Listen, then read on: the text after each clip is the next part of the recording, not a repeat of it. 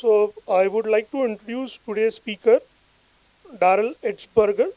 Darrell has been an exhibitor since 1982, an American Philatelic Society APS accredited philatelic judge since 1989, an FIP juror since 2006 in thematics and since 2019 in postal stationery, and has developed philatelic shows at local, national, and international levels.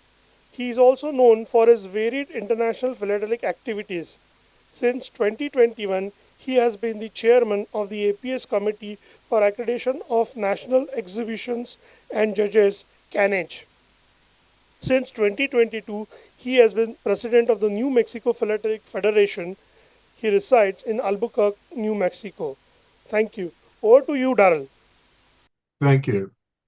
Uh, it's my understanding that this assemblage here is interested in the judging of thematics, and my uh, presentation is going to deal primarily with that. This is not about how to make a thematic exhibit.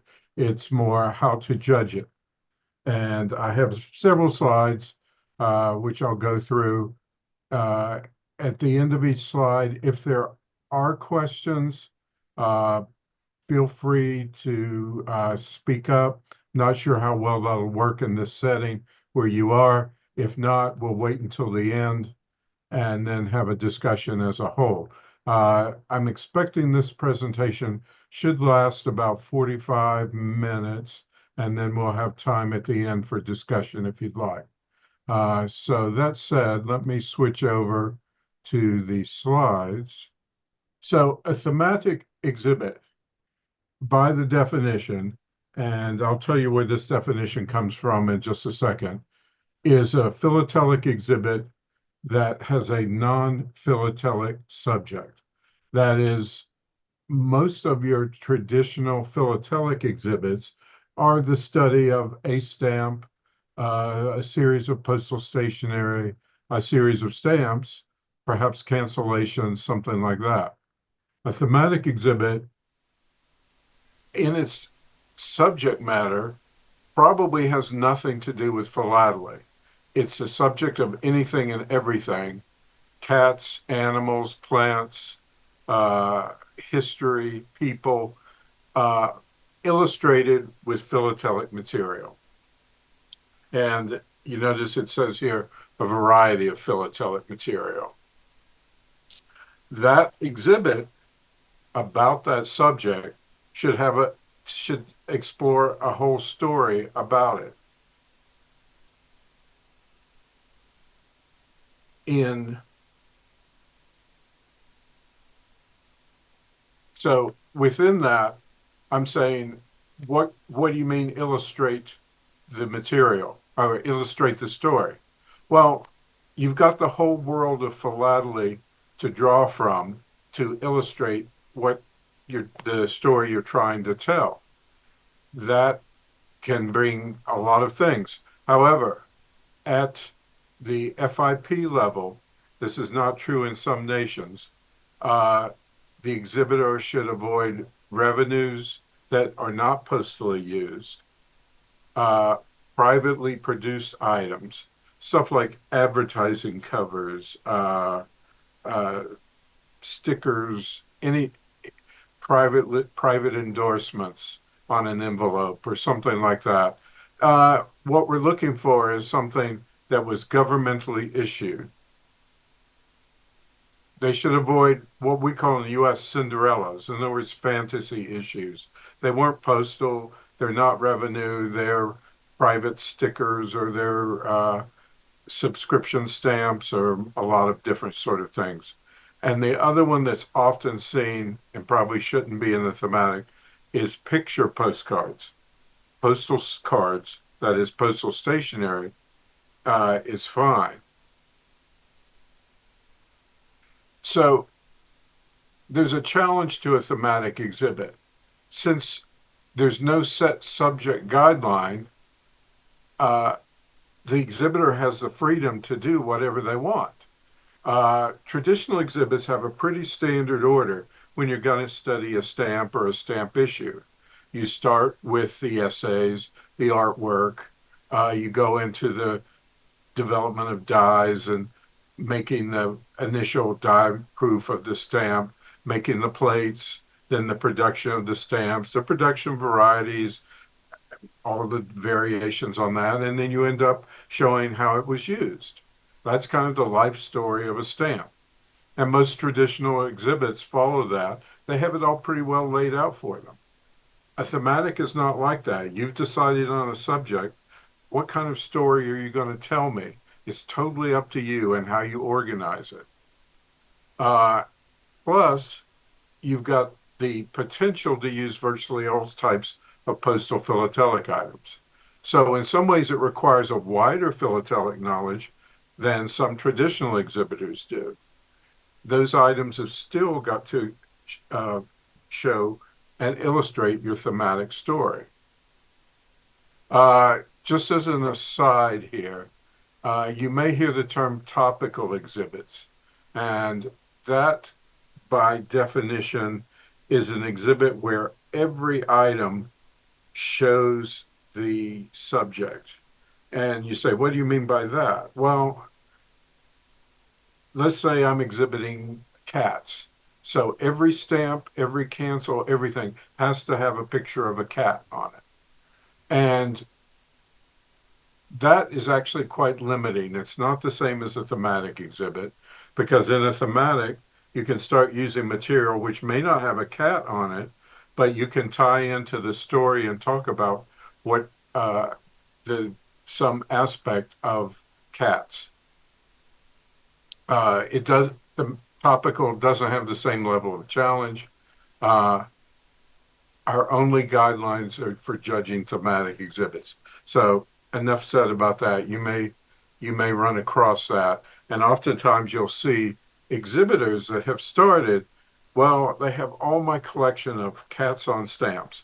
I'm not picking on cats, but that's an easy one to talk about. And so I've gone and I've gotten a checklist and I've collected every stamp on that checklist that shows a cat. Now I'm going to exhibit it all. Well, is that going to make a good thematic exhibit? Probably not, because they don't have an overarching idea of what story they want to tell about cats. Could it be you're only going to talk about big wild cats? Are you going to talk about domestic cats and their relationship to man? That's all perfectly valid and gives you a lot of things to explore. Uh, Whereas here are my cats on stamps is not much of a challenge.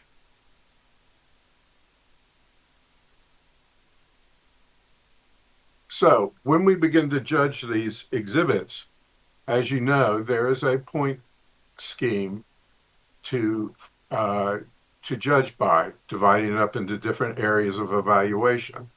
There is a different one for thematics. It is not the same as traditional postal stationery, revenue, all the others. The points are different. The biggest difference is in the philatelic knowledge. We'll talk about this in a minute in more detail. But we recognize the accomplishment of both thematic and philatelic aspects of the exhibit. And so the guidelines are found on the FIP webpage, uh, where all guidelines are. If you're not familiar with this, you should be, because over here on the left-hand column are the guidelines for all the classes. And if you're, as I understand, in India at a national exhibition, you may be called on to judge some of these classes. You should familiarize yourselves with these.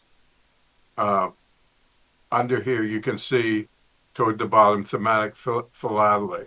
It's about 25 pages, which is longer than most of these. Uh, it goes into great detail about the sorts of material you can use, how to, what sort of things to look for in uh, in the plan and so forth, which we'll talk about in a second. But so FIP webpage, read the guidelines. That's the basic starting point. So for thematics, here's the scoring breakdown. And you'll see, if you're familiar with the traditional scoring breakdown, you will see it is different. It's basically a third for treatment, a third for knowledge, a third for material, and then there's kind of 5 points left over for presentation. However, it gets a little more detailed than that. For treatment here, you're evaluating their title and plan, and we'll talk about all of these as in detail in a second. It's 15 points. The development within the exhibit is 15 points. And we have a category that no other class uses called innovation, which is 5 points. Under knowledge, personal study, and research, whereas in traditional, you have 20 points for knowledge and 10 points for research. That's not the case here. It's equally divided into 15-point groups for thematic knowledge, that is the non-philatelic subject knowledge, and then the demonstration of their philatelic knowledge is also 15 points. The material area, condition and rarity, is the same as it would be in traditional. Condition is 10 points, rarity is 20 points. And the final, the presentation, how it looks, is 5 points.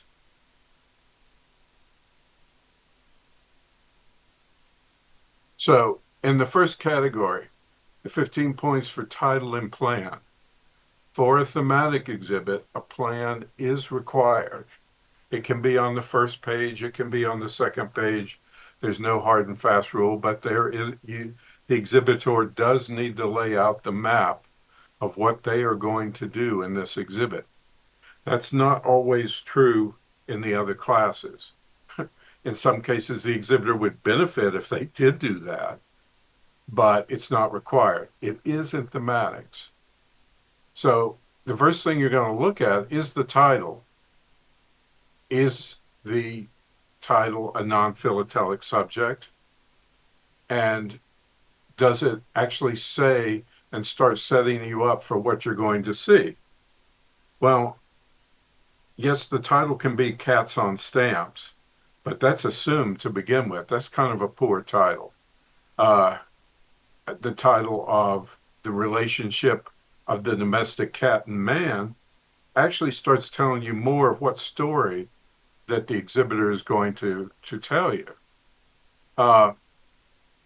As I said before, it's totally up to them what subject they choose. You know, they could do the life of a famous person and start illustrating that with philatelic material. Again, it's a non-philatelic subject. So once you get into the plan, the chapters, subdivisions, sections, whatever you want to call them, because it will be divided up into that, should have a thematic focus also.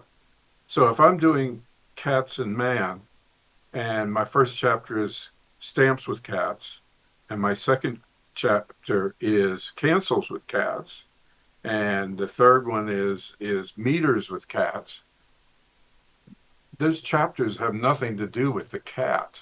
You're not telling me a cat story. You're just showing me your collection. So the real important thing to do here under treatment is to evaluate their storyline. And does it make sense? Is it comprehensive? Is it non-philatelic? And a lot of beginning thematic exhibitors fall into that trap. They'll organize their material and they'll put all their covers here and they'll put all their cancels there and divide it up that way. Not a good idea. That's just showing me an accumulation or a collection in a frame. And that's not what we're rewarding. So in that plan and title, we evaluate the definition and the structure of it. So the title itself, and it can have a subtitle also, should lay out the scope of what's going to be covered. For instance, in the example I used about domestic cats and man, that means implicitly I'm going to exclude big cats, wild cats, tigers, lions. I'm only going to talk about house cats. Okay, that's part of the scope, and I understand that then. Uh, the plan then shows you the structure and the roadmap that this exhibit's going to follow. And you, as part of treatment, after you've read the plan on the first or second page, you should be able to go through the exhibit and know immediately where you are in that plan by the headers and so forth that they've given you to help walk you through that exhibit. If they don't, they've got a serious treatment problem. So when you're looking at the plan, it should be comprehensive. If I say I'm going to talk about cats and man, then I should cover all the important aspects of that as I have defined them. In other words, the exhibitor is going to tell you what he wants to do, and the judge has to evaluate how well he did it against what he said he was going to do. The plan should be logical and be more or less balanced. By logical, I mean one section sort of leads into the other. It's not just a grab bag or a collection of topics numbered 1, 2, 3, 4. Um, if I were doing famous scientists and my plan was uh, German scientists, number 2, English scientists, number 3, American scientists. Well, it's not a very good plan. It's just a list of things, people in this case. And one of the tests that I often tell exhibitors, if I can take your chapters and shuffle them all up and put them back up and come out with pretty much the same thing without changing the meaning of the exhibit, you've got a treatment plan and your plan's not very logical and it doesn't flow well. So that that the ideal that you want is on every level of the exhibit, on the big high level plan and within each chapter and even on each page in some cases, there is a logical flow to it. It's not just here's all my stamps that show this, or here's all my items that show this subject or this chapter. And on each page, one should lead into the other. If it's really easy to, even in a chapter when you've got an overall good plan for the whole exhibit, but in some chapters, uh, you may end up with just a list of things, as which is not ideal. That is, good example. Uh, I may be talking about coconuts or the coconut palm and how it's spread across the world, but my chapter is talking about species in Asia, species in Africa, species in South America. Well, that in that chapter, you've just got a list of things again. So try and figure out, and it's a challenge because we're striving for an ideal that we may or may not be able to do, to try and get rid of that listing and work it into a logical plan with a flow. The real killer is, as I've said before, no philatelic chapters or sections. That is, if the chapter says cancels with dogs or dogs on cancel, we should cancel showing dogs, we've got a problem. That's not that's not a thematic approach. Furthermore, in the plan, if there's a chapter at the end of the nature of miscellaneous or other topics or something like that, that can be a problem too. That's just kind of, well, here's everything left over that I couldn't use elsewhere, but I want to show it to you. And it doesn't make for a great flow or plan.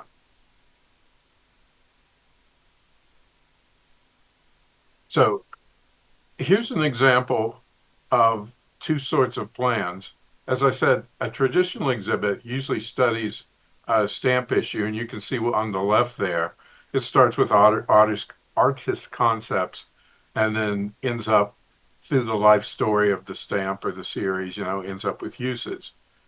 On the right, there's a plan about that an exhibitor here in America did several years ago uh, about venereal diseases, that is, sexually transmitted diseases. And he worked through those. Again, you see all of this, that whole plan, there's no mention of stamps, cancels, any sort of philatelic items. It's entirely driven by the story that he wanted to tell here. And he goes through various types of diseases and then the eradication or the prevention of them, that sort of thing, their influence on social areas like literature and art, and ends up with people who were uh, afflicted with them, shall we say. So that's the biggest difference between a traditional and a thematic. And you see that it's usually broken up in chapters, subchapters, subsections, whatever you want to call them. There is a fashion now, particularly in Europe, to have plans that are more wordy than this. In other words, longer chapter names, longer titles that sort of read more as a storyline than the broken down outline that we have here. And you may see that more and more. Um, it seems to be the way that a lot of the Europeans are doing it now.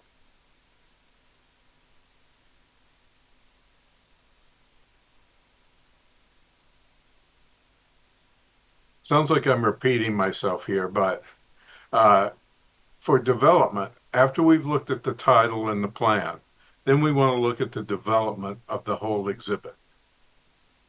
And we want to ask ourselves, does everything that the exhibitor is showing me, not item wise, but story wise, actually fit into this story?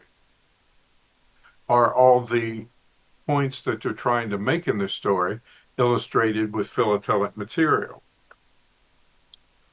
As an example of that, oftentimes if you're trying to tell the story of a person in a thematic exhibit, it's extremely difficult usually to illustrate their early life and childhood. Now there are exceptions to that, but generally you're going to say, my gentleman was born in this year in this town in this place, and he went to elementary school and he went to university. Well, and more than likely as not, there's not going to be a lot of good philatelic material to illustrate that. So the exhibitor has to get creative and figure out what can be used, or else change his story to make it so that that's not so critical to illustrate that.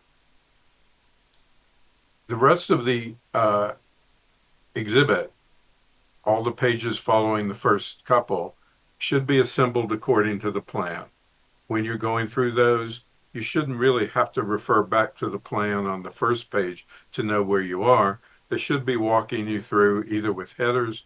There's a whole bunch of techniques for to do this. I'm not getting into how to build one here, but if you can't tell when you're judging the exhibit what section and what should be discussed in the sections you're looking at on the pages, the exhibitor has a problem. And it's a problem in treatment. Ideally, each chapter, each page, each item on a page should advance the story in some way. Uh, Again, it's the concept of the logical flow and moving on. Oftentimes, you'll see exhibitors will, uh, at the top of a page, because that's how their page layout software works, you know, puts what is on that page. Well, I'm going to talk about tabby cats on this page. And then the whole page is full of items about tabby cats. Well, there's not a lot of development on that individual page. Ideally, we would like to see that. It's not always possible, but that's the ideal we're striving for. So just saying, here my tabby cat stuff is not great development.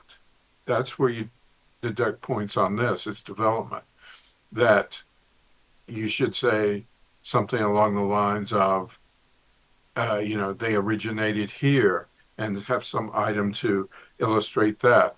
There, various sorts of ways to fill that out.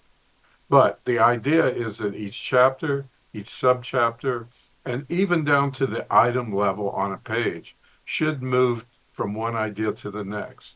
If you can't look at a page and pick out the one, two, or three ideas that the exhibitor is trying to communicate in that subject on that page, and it's usually not more than that, uh, the exhibitor has a problem. They exhibits that tend to not have good structure tend to repeat themselves, tend to show items on the or show multiple items illustrating the same point over and over. Even worse if it goes for several pages. It's that's the next point. Many items illustrating the same point are repetitious. No, it's like ideally what the exhibitor wants to do is come up with the philatelic item that most perfectly illustrates the thematic point he's trying to say or show right here. And it's the most, as I call it, philatelically interesting item he can find for it. That is, it might be very rare, it might have some unusual philatelic aspect, you know, but it also perfectly illustrates the point I'm trying to make there. And it's the ideal we're striving for. We're never going to meet it with every single point, every single item, but that's what we're looking for. When you're evaluating the development, there's such a thing as I've told exhibitors that, well, your story is really shallow. In other words, you've covered all the basics, but you haven't gone very deep into this subject. Uh, if I'm talking about orchids, and I've done all my species of orchids and talked about that and said, I'm done. Well, you really didn't tell me much about orchids, and try and come up with something else to explore here, because as you create more chapters or subchapters in your plan, it's giving you it's giving the exhibitor more chance to put in different philatelic material, which means they may be able to get rarer stuff in, they may be able to get more interesting stuff in. And so it wants to go to a certain depth into the subject. Um, Lastly, here under development, it should be balanced. In other words, not too long ago, I judged an exhibit on ancient Egypt. And ancient Egypt covers thousands of years of history. And this guy, out of 5 frames, had nearly an entire frame just on the pyramids of Giza. And I pointed out to him that out of 1,000 years, while the pyramids were important, they did not dominate 20% of the history of ancient Egypt.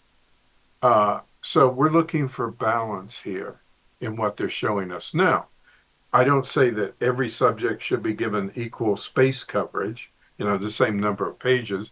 That's not practical nor logical in a lot of subjects, but it should be appropriate to its significance in the story and, the rest of it. Just because I can't illustrate an important point with philatelic material or a whole section well with philatelic material doesn't mean I leave it out, because then I'm going to have a serious hole in my story. So it's up to the exhibitor to figure out how to fix that, either by finding stuff to illustrate it or think about rearranging their plan and story to maybe make that a minor point rather than a major one or something to that effect.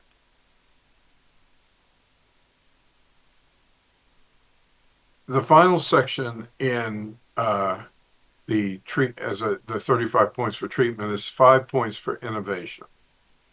And this was put in thematics back when they were introduced into the FIP classes, oh, 40, 50 years ago now. And it's 5 points. And this is straight out of the guidelines. It's innovation is shown as an introduction of new themes, showing new aspects of an established or a known theme, or new approaches for a theme, or a new way of applying material into anything. Um, what we have found over the years is that, and if you judge a lot of thematics, you will see subjects repeat. Not everybody is going to have a unique new theme. It helps if you do, I think. It makes it easier to accomplish getting more points here. But over the years, for instance, I've seen many exhibits on bicycles, and they're quite good. And they all tend to be very much looking alike. So it's difficult for them to score in innovation, but they've got to try and they've got to, show me an innovation in the plan, something like that, that does seem to be fresh and new. As a rule, generally, I think most thematics are probably going to get 3 or 4 points and possibly 5 in innovation.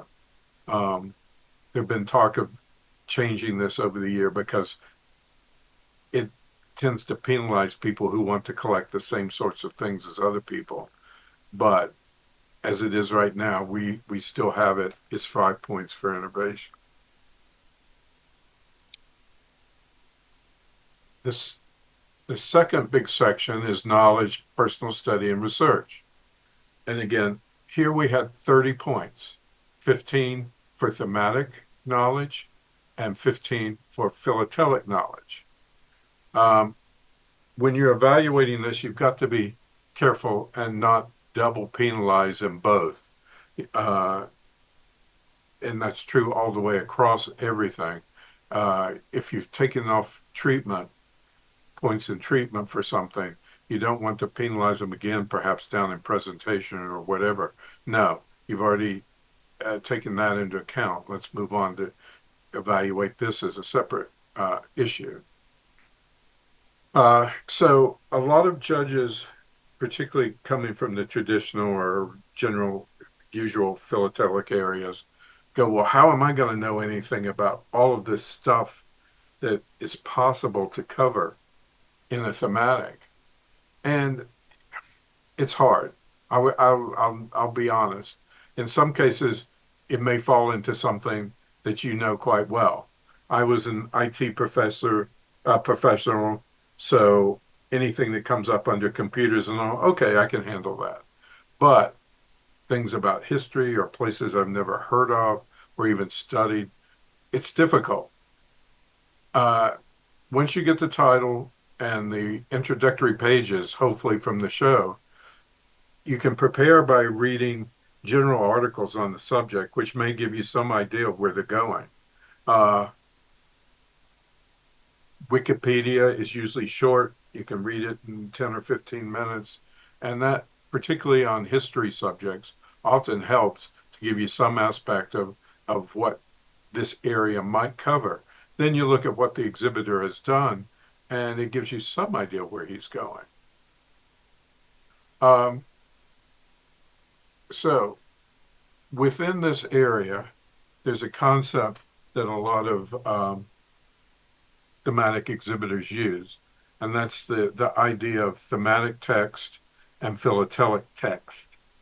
And oftentimes they have various ways in presentation of showing that. It may be one font, one may be in italics, one may be bigger, one may be littler, and that's consistent throughout the exhibit. So that their storyline is carried in the thematic text. And oftentimes, some of the philatelic aspects they want to point out on the items would then be in the philatelic text. For instance, I'm showing a stamp, and this is perhaps the rare per 15 variety. And of course, that's not immediately obvious to anybody. So underneath my philatelic knowledge statement in the text there says, excuse me, perforation 15 variety, and then I could say something like one of three known or whatever is appropriate. Again, that's showing my philatelic knowledge. But it's also philatelic knowledge is more than just the statements that they're making on the page. And you say, well, how are they showing me anything when they're not saying it? Well, they are. Part of it, a big part in a thematic exhibit showing philatelic knowledge is the selection of the items they have picked to illustrate their points. In other words, if it's full of cheap, not hard to acquire stamps that are mostly modern, it's not showing me that they know a lot about philately other than that they can accumulate stamps.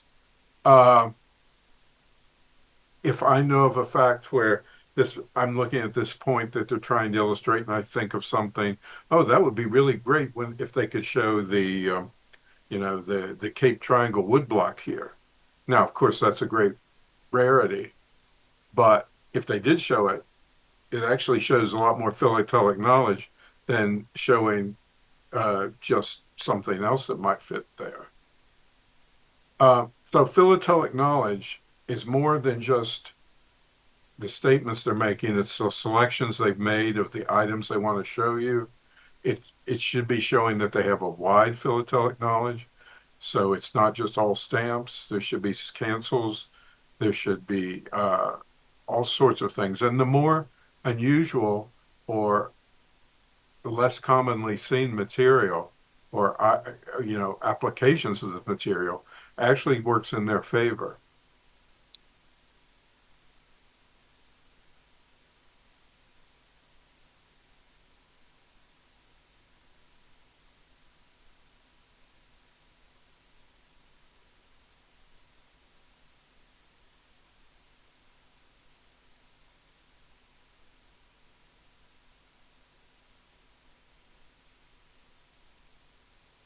Material that they can say more about, for one thing. Thematic knowledge here, as I said, read up on some sort of general article on the subject prior to judging. Uh, they should be showing you a detailed knowledge that goes beyond things that are probably common knowledge.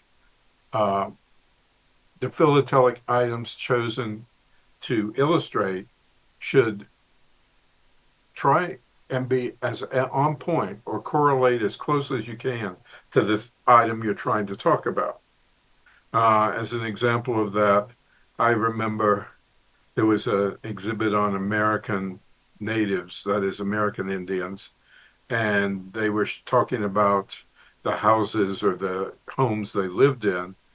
And in the eastern part of America, they built long houses, which are big, long houses made out of wood. And to illustrate that, they showed me something from the Pacific that had a longhouse. Well, yeah, that's a longhouse, but that's not the right kind. So again, you've got to evaluate their use of the item against what they're trying to show you.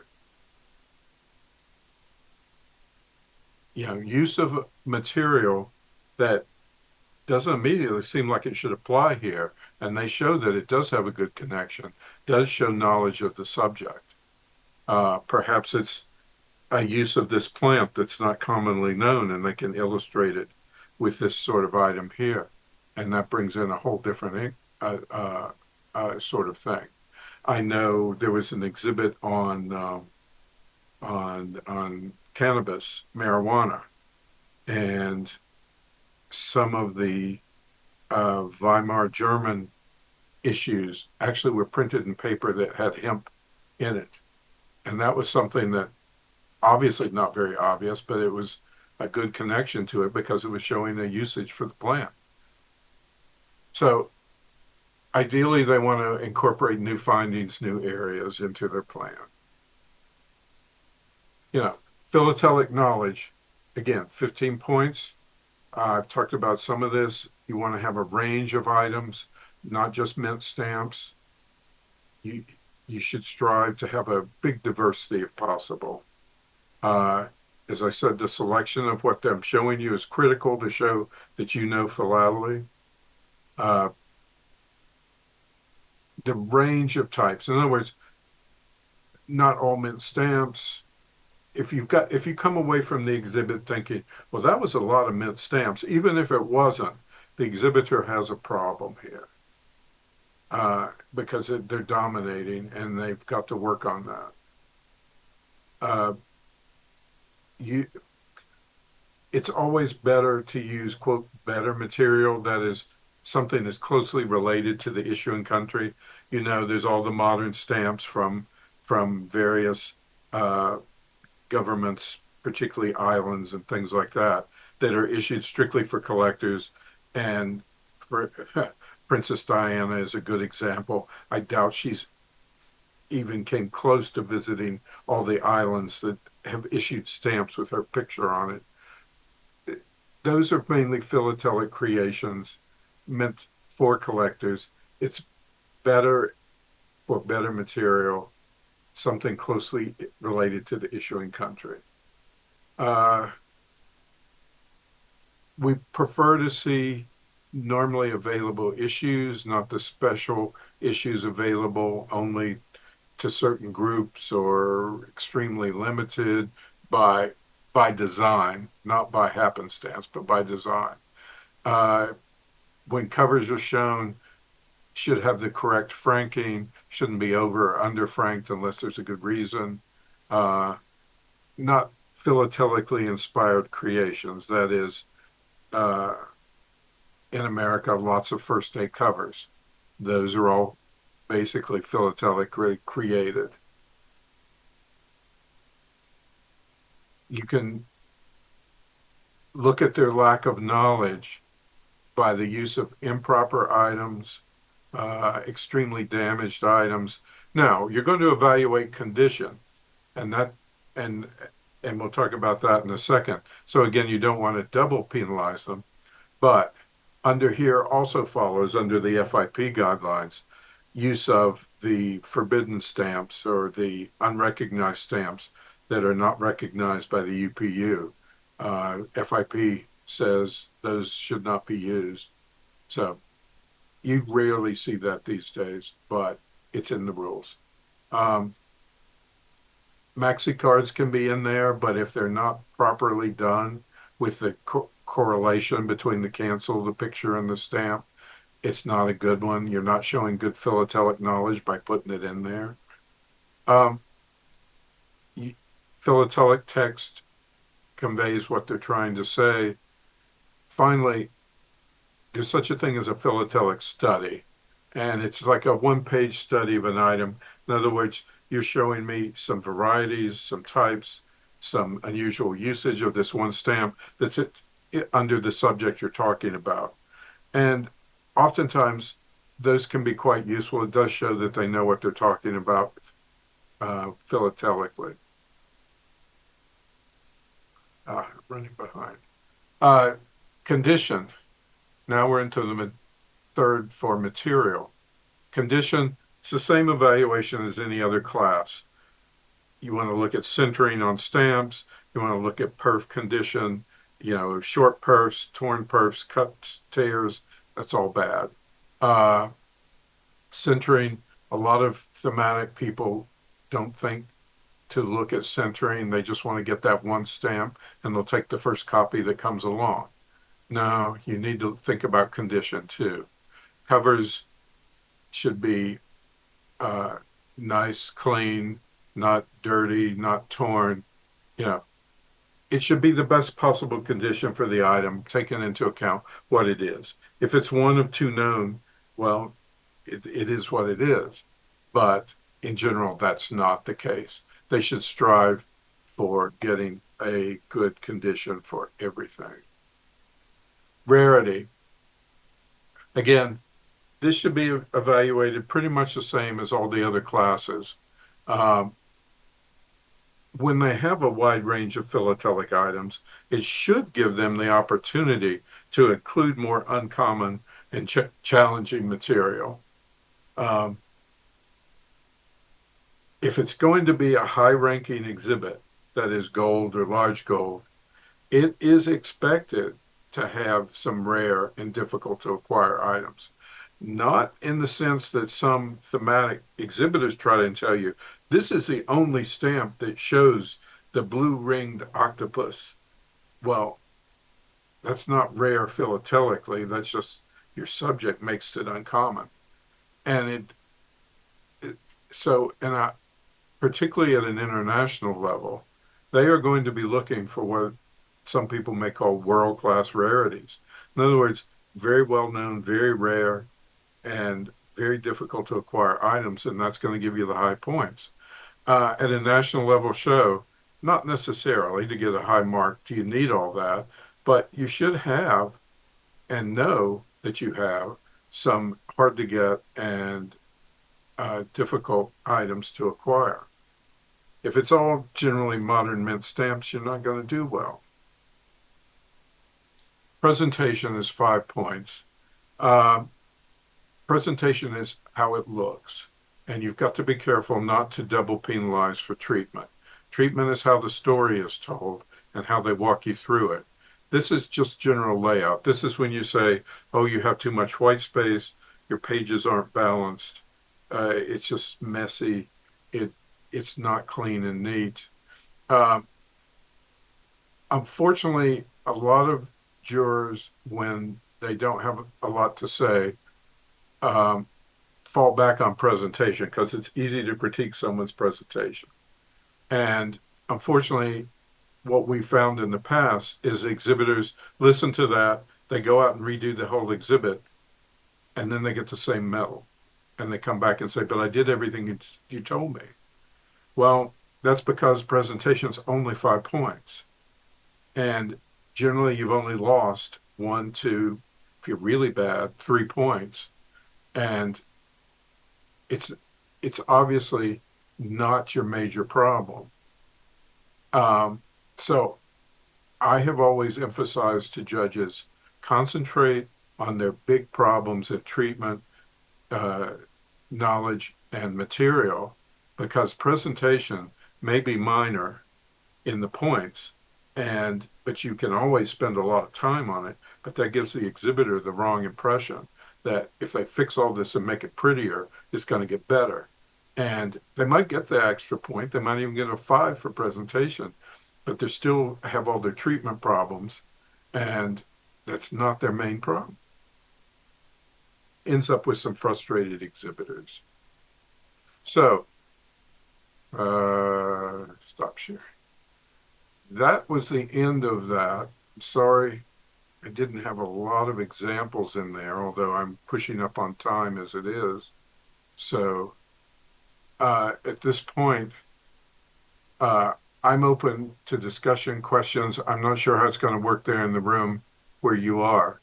And we've got about 10 or 15 minutes we can do that. Hi, I'm Harjeet. Am I audible to you? Yes, I can hear you. Yeah, thank you for the extremely insightful presentation on how to, judge a thematic exhibit. I have a particular question on if you could throw some light on the judging criteria for, thematic items related to African countries. What are the periods, uh, typically when the African countries were devalued in the 80s, 90s? I think the period post that is something which, is a problem for the exhibitors, I think, when they exhibit such kind of items. So if you could throw more light on that. If I understand your question, you're talking about the 1980s, 1990s, right? Yes. Correct. Yes. Okay. Um, that kind of falls into what I was talking about, use of better material. In other words, a lot of those African countries issued stamps mainly to appeal to collectors. Um, and in some cases, I know, for instance, in Equatorial Guinea, half of those so-called listed issues never made it to the post office window for sale. They were just, from the main office or something very restricted. That's not great material to use. And if you can, uh, use, you should find something else to illustrate that point. In other words, you should approach it as, I'm trying to illustrate this fact. And yes, this African stamp that shows Marilyn Monroe from the Congo does show Marilyn Monroe. But as we all know, Marilyn Monroe probably never set foot in the Congo.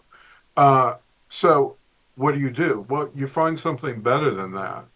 And uh, while you may not penalize them a lot, you don't give them a lot of credit for it. Because, for instance, this is actually out of my own exhibit. I do show Marilyn Monroe in one place, and I use an imperfect pair, which is an error from the stamp issued by the United States. So, and there's 100 known or something like that. Uh, that's much better, subject-wise and application-wise, and philatelic knowledge demonstration-wise, than some African-type subject that's not related. Um, then again, there are subjects in Africa. If you're talking about wild animals of some sort, a lot of those modern issues may show those from there, and they're still appropriate to use, I would say.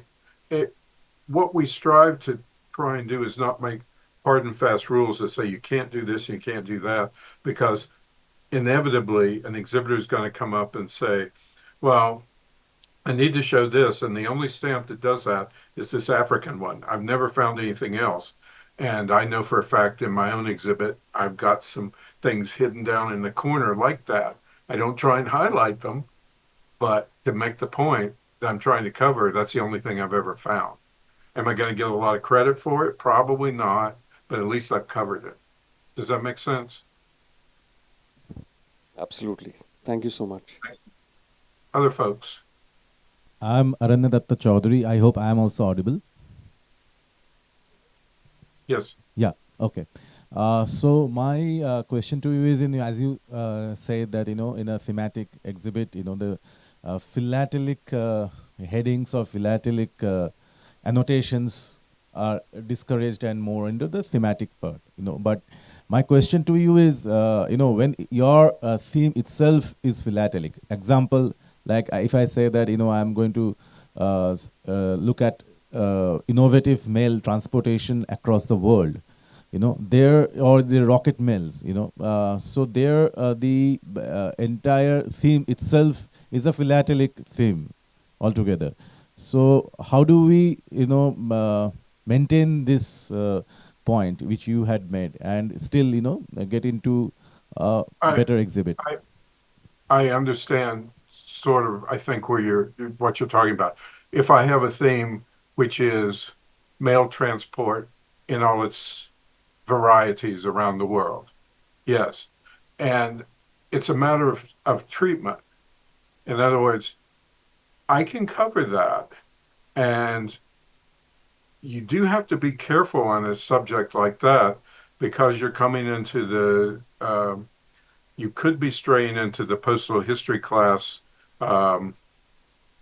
C3 or whatever it's called, the social aspects of mail and postal history, which is allowed in postal history, and that's a whole different subject to cover. But there, I would say that you've got to be careful that you don't just show envelopes that have been carried by these various fashions. In other words, with the thematic, we're expecting you to show stamps. We're expecting you to show also a wide range of philatelic items.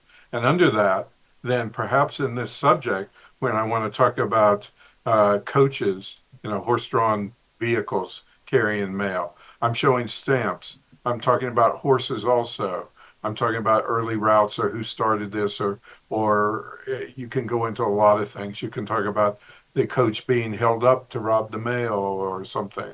And that's all thematic. See, that's all thematic.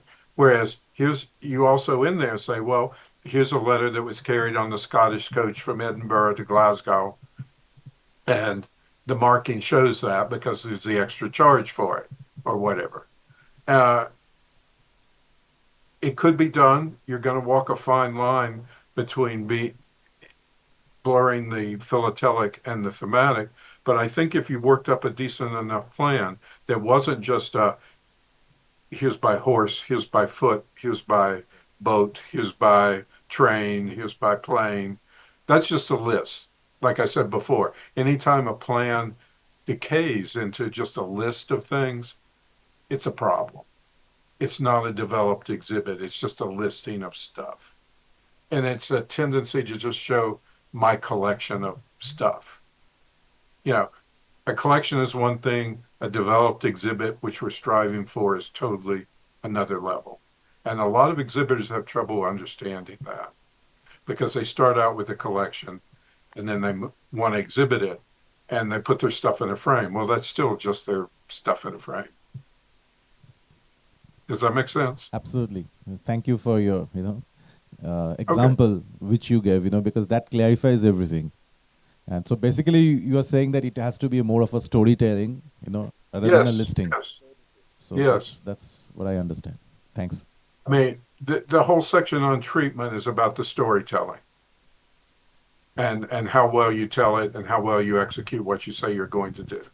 Hello, I'm Rajesh Pahadia, and I've been collecting this thematic subject since childhood, and since then, whenever we tried to learn with the seniors, we always understood that the archival material, the proof, specimen, color trials, they are the best attraction in the collections. But when we relate it to the stamps, when we talk of just we were discussing about the African stamp of 1980s, which were basically produced for only stamp lovers. The same applies to these plethora of proofs, specimens, and color trials. Then That's very true. what's the right balance of still using it yet not? Because I've seen in some international exhibitions collections with 50% of material connected with these kind of production items, and still they are praised, they are awarded, they are appreciated. So people like us are confused. Should we increase the content of our collections with this kind of material, or there is the need of a cap or a selection? Yeah. Using proof, essay, pre-production, archival type material.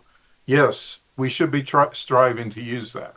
But as we know, every proof is not created equally, and they're not equally as good as the other.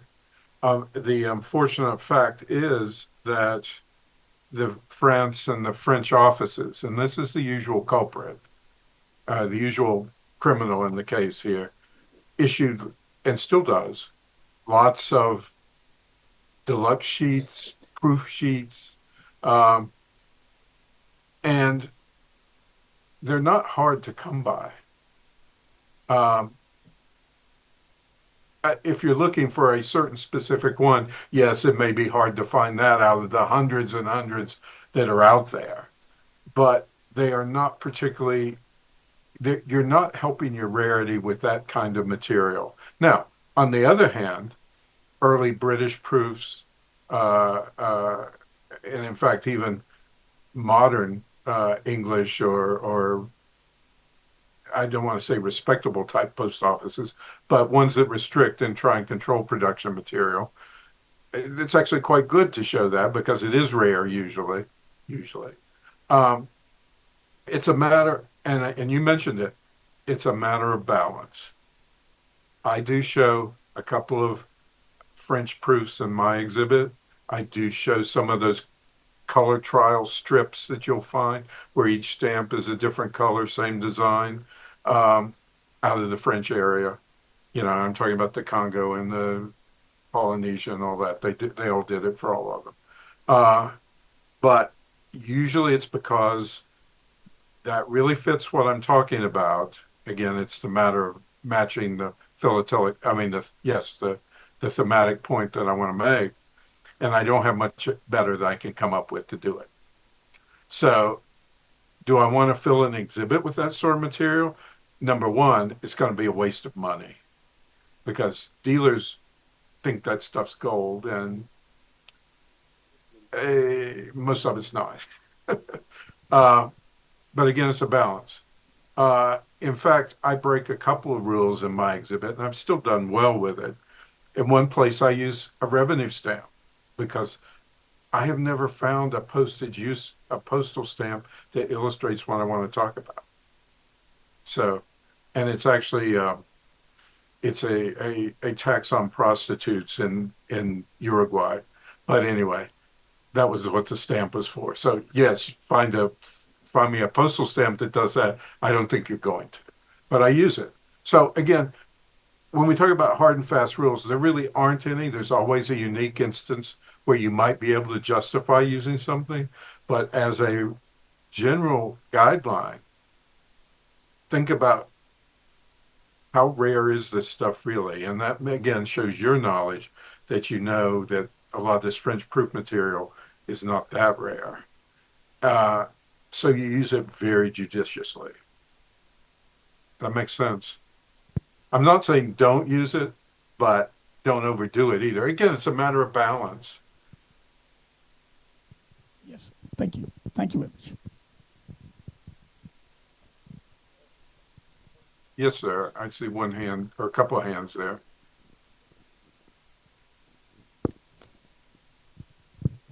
I'm Anjali Datta. Some very basic question. The use of page numbers in the plan, does that sometimes it helps to quickly correlate the development of the theme. So, what is your opinion about the use of page numbers in the plan? That is one. Well, The okay. the second query I have is sort of related to what Rajesh asked, is the use of, if forgeries have been used, if they are clearly indicated that this is a forged stamp, whether that it should be penalized or not. These are my two questions. Okay. Let me take the second one first. That's easier. A forged stamp.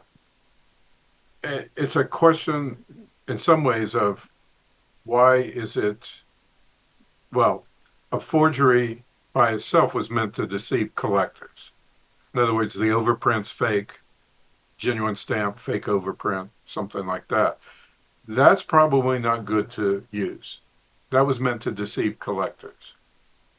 And again, you can show it. I would show it with a genuine, if that's the case, and show the differences to show your philatelic knowledge, perhaps. But I wouldn't say it's ideal.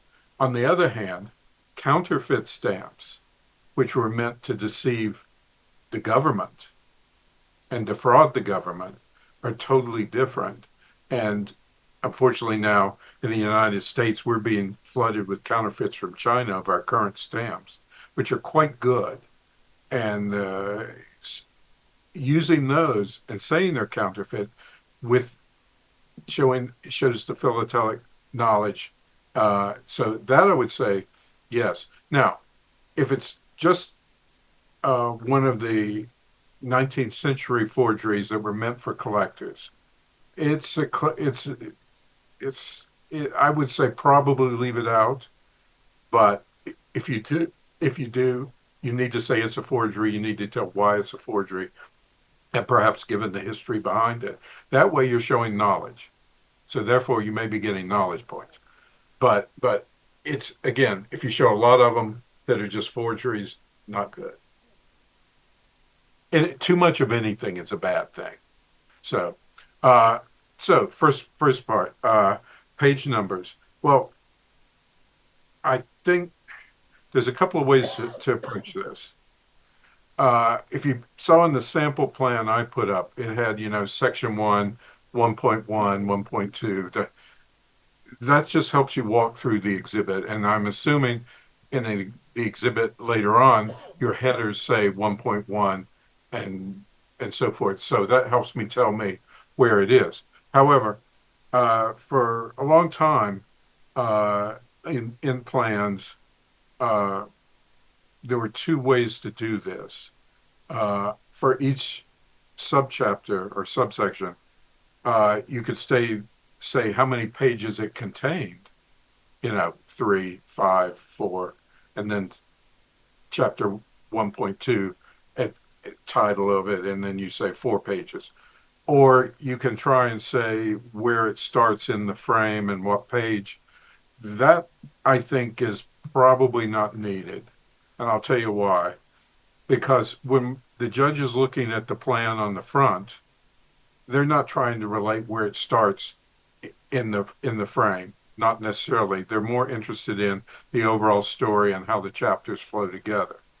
And unfortunately, some exhibitors have made it and turned the plan just into an index of their exhibits.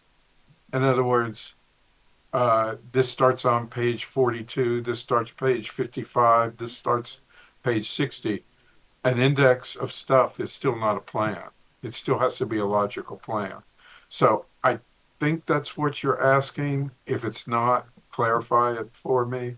But uh, putting the numbers of pages in each chapter on a plan, that's fine. It helps show that it can help demonstrate your balance, that the sections, there's no one outweighing the other one perhaps. But putting in sort of an index to say go to frame 3, page 16 to start this, I'm not sure that's always helpful. Again, it's not going to detract from it, but I'm not sure it's helpful. I wouldn't take points off for it, but I'm not going to give you points for it either. All right. Thank you. That answers my question. Thank you. I'm Sudhir Jacre, and I'm continuing with the series of what could be exhibited. Okay, so my question is in two parts. Uh, if I have a postal material, not philatelic material, but a postal material which I consider to be very relevant for my theme, it's absolutely essential, very unique, and should be included. That's what I feel. Then what is the scope for it? And apart from the philatelic or postal material, if it is a totally normal material, it's neither philatelic nor postal, what are my chances of including such material without getting penalized? I am asking you about the minimum tolerance level of this kind of material in an exhibit for a judge's point of view. I'm not sure I got all of that. So the material we're talking about here is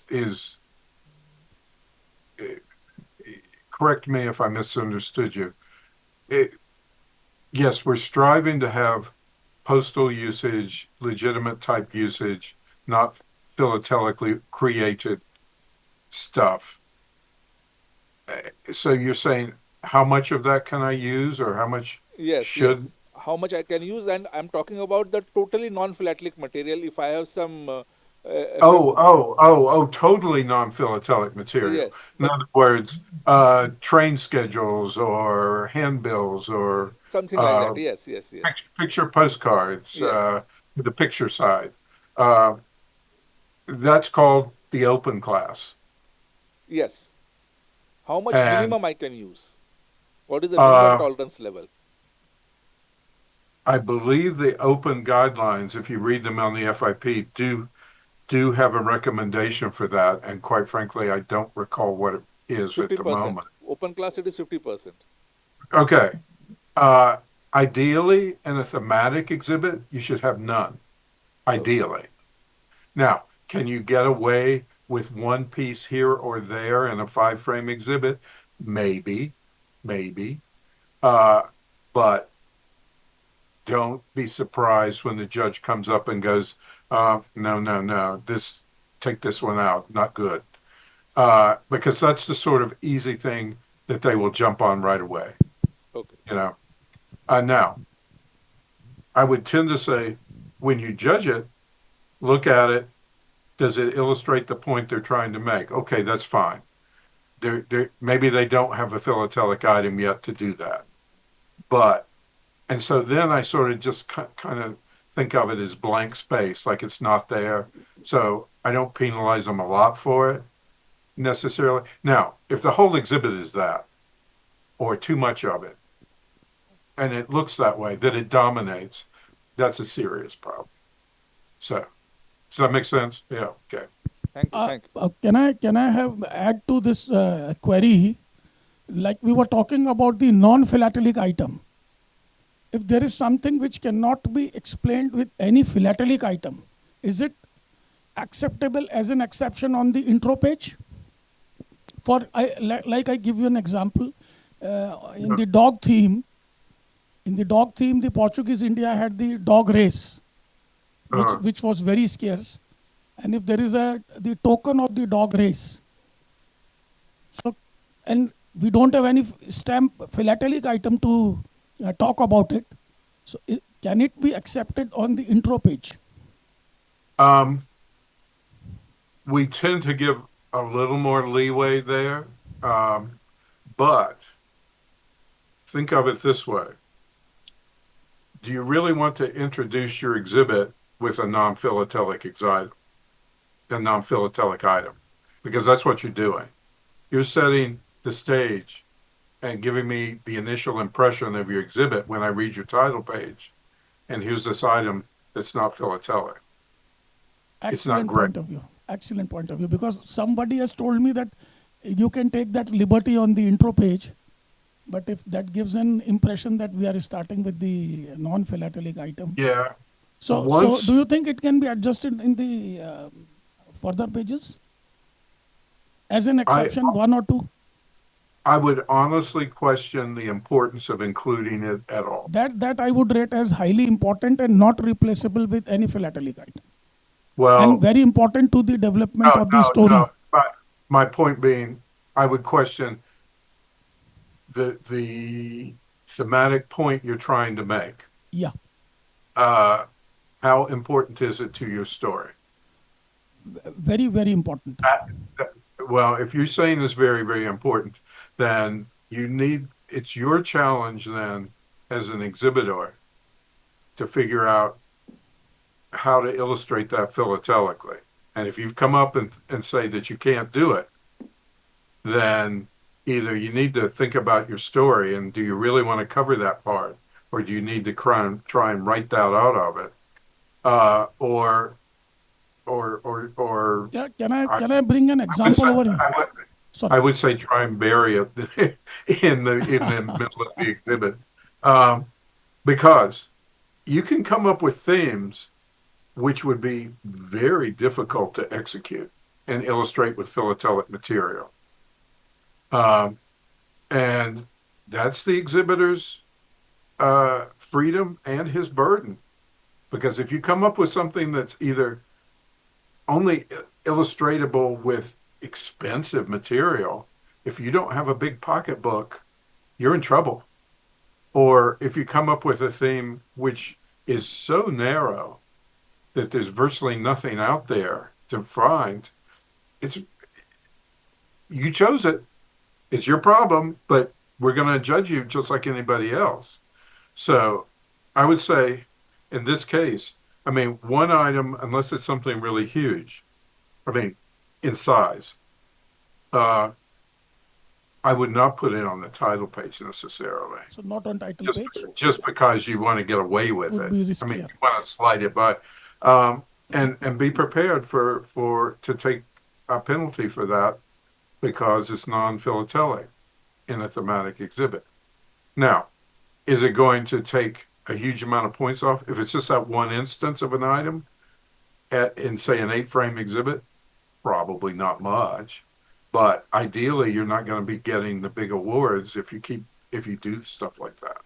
It's a trade-off. Thank you. Hello. Yes. Darrell, this is Pratisad. I think it's question and answer session is over. So Okay. yeah, thanks a lot for this very informative and insightful presentation. It was a great learning curve for all of us, and I'm sure that everybody of us will get benefited out of it. I understand that it's a bit late night for you, but even though you Oh, have yes. accepted the invitation, and on behalf of Philatelic Congress of India, which is a national federation, I really thank you for all your efforts and this wonderful presentation. Thank you so much, and I'm sure that you will help us in our other occasions also, or other endeavors also of PCI. Look forward to you. Thank you. Well, thank you for having me. I appreciate it. I hope it was helpful. Yes, I'm giving you greetings from Saturday night. This is still before midnight where I am. I'm virtually on the opposite side of the globe from you right Yeah, now. I know. Uh, so before I go, please keep in mind Boston is coming up. The application is out Yeah, for our international show in Boston next year. So it's going to be a great time. yeah, Everybody come, everybody exhibit. Thank you very much for having me. yeah. We will participate in Boston, and I'm the national commissioner for Boston, so I'll be Okay, there, and I'm sure we'll meet there. very good. Thank you so much. Thank you so much. Thank you. Thanks. Bye.